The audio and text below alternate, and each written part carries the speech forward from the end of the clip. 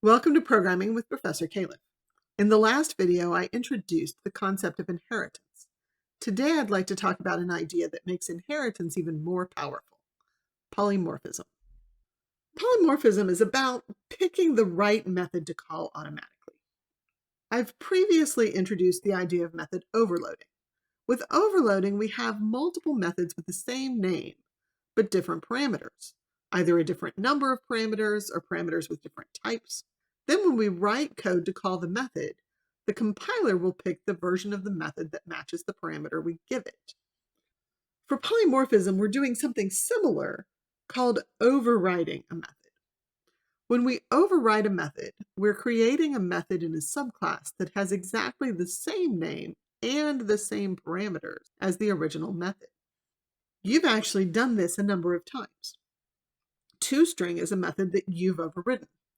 You see, there's an object class in Java, and every class that you haven't specified a parent class for has a parent of object. Object has just a few methods, including the ToString. In the next video, I'll go into more detail about the object class.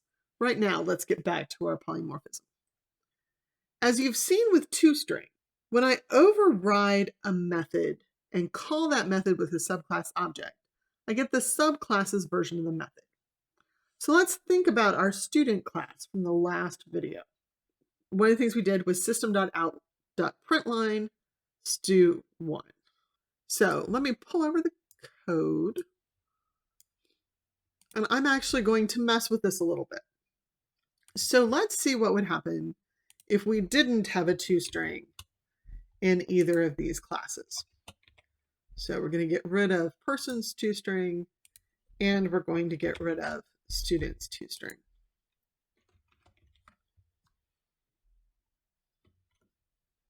And we'll save both of those. And then here's my main that we were using last time. And let's see what gets printed if we run this. And we'll see that we get this default ToString. I'll drag this up a bit. That basically has, here's the class, and here's an ID for the object. And so it knows that the person object is from the person class, and it has an ID. And then it knows that the student object is from the student class, and it has an ID. So in this case, we're getting the original behavior. But then let's suppose that we actually have a person ToString. So let's uncomment that one.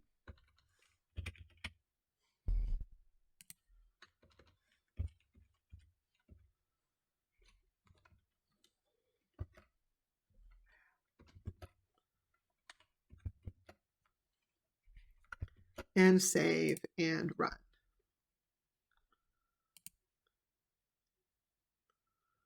So in this case, we see that both of the objects are calling the person ToString.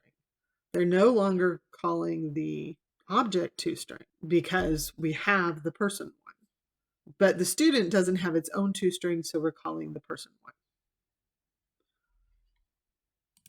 So now let's go ahead and uncomment the student one.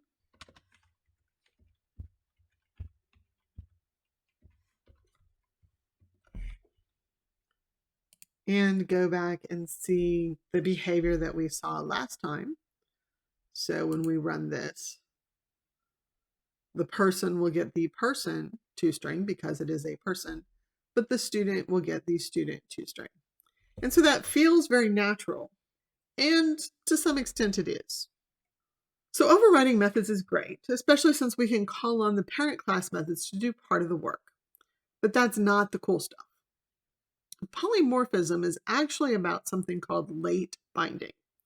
And what that means is that when I call a method that's been overridden, I get the right method for what the object actually is, even if the variable type is for a parent class. So let me show you what I mean by that. So here we are back in our program. And we're not surprised that the student gets the student toString. But let's change this a little bit so that I'm creating a student here, but the object, the variable, is a person. In fact, let's not even do that. Let's change this so we're replacing our person object with the same person object reference variable that we used for John Doe. So we know when we printed pers1 before, it got the person version of toString with just the name and email. So let's see what happens here.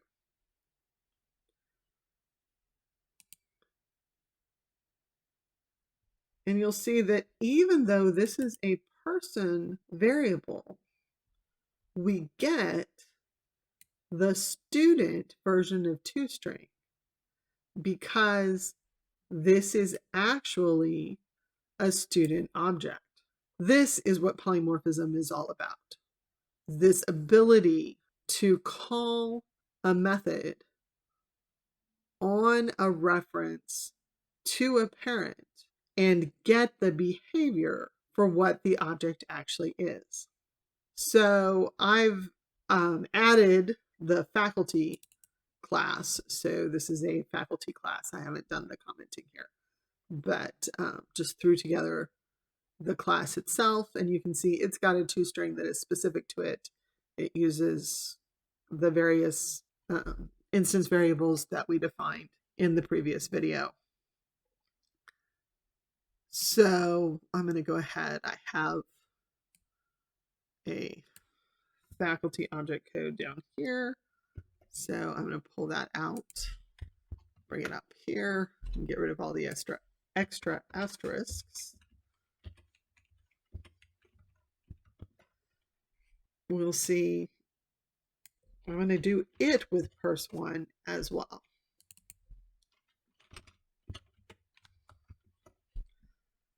And let's try running this. And you'll see all of these are using the same object reference variable, the person. But when the object is really a person, we get just the name and email. When it's really a student, we get the student data. When it's really a faculty member, we get the faculty data. So you may be sitting here going, well, why do I care? We'll look at a few other reasons why we would care as we go through some things, but let's consider our directory. So I said the idea behind all of this is that we want to have a directory. Well, suppose you had a collection of items. So instead of using this person, I'm going to set up an array of people. So person, we'll call it directory. And we'll just put the 3 in it for now. So I have a very simple directory. Now what I'm going to do is I'm going to put each of these into the directory. So the first one will go at 0, and the student will go at 1, and the faculty member will go at directory 2. And then I'm going to get rid of these separate print lines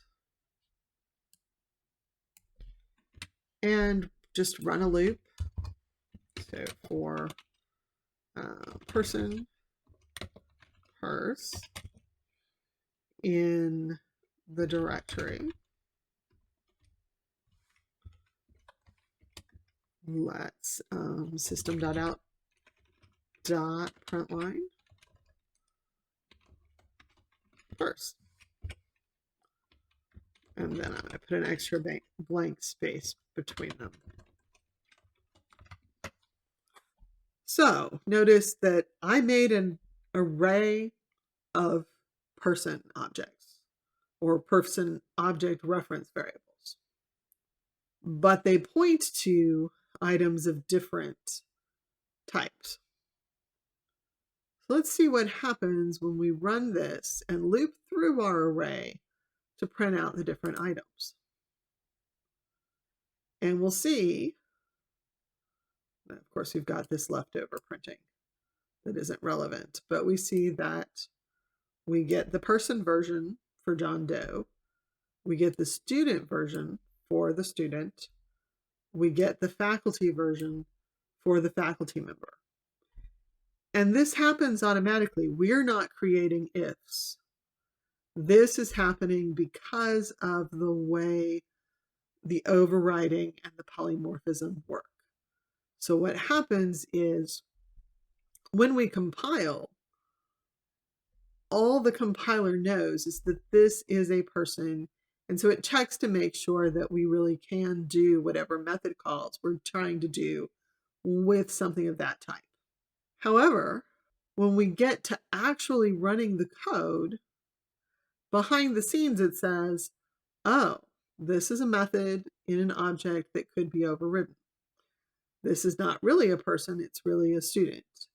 So it has a table, basically it's working an if else that says, okay, which version of this method, toString, should I be going to? Since student has a toString, it goes to that one. Now notice that if we commented out the student toString, we would get the person toString here. But because we have a person toString, we get that one. Okay, so one of the things you may have heard about in regard to object-oriented programming at some point is that it's inefficient. What they're talking about, generally speaking, is the polymorphism. This process of picking the right method to call is happening at runtime, as I said. That does take time, so it can be less efficient than other approaches. But it's usually worth it in places where it's needed. There is a way, if you're ever in a situation where you need to keep the late binding or polymorphism from actually happening, you can use the final keyword on the method. That will keep the method from being overridden. Thanks for watching. In the next video, I'm going to talk about the object class and how to write a correct equals method for the classes we write.